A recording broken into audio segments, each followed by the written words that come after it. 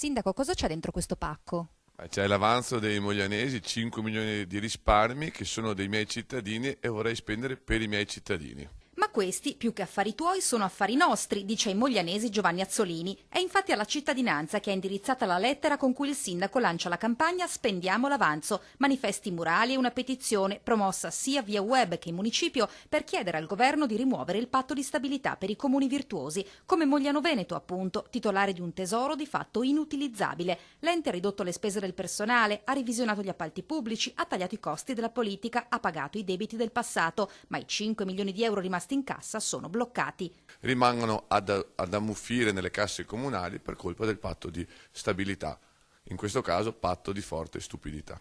Un vincolo che strozza anche diverse altre amministrazioni trevigiane, arrivate nei giorni scorsi ad esporre bandiera bianca e a listarsi a lutto. Siamo disperati, siamo esasperati, io ho voluto fare un'iniziativa anche un po' più simpatica, anche se questo pacco rischia dall'esasperazione di diventare un pacco bomba se portato dai miei cittadini. E così, provocazione per provocazione, all'incontro di Anci Veneto sulla finanza locale, qualche sindaco trevigiano ha indossato un'eloquente maglietta. Non è giusto che noi comuni che siamo virtuosi, io parlo per il mio comune, non ho più mutui, debba tassare i miei cittadini dopo che stanno facendo miracoli in un momento economico drammatico.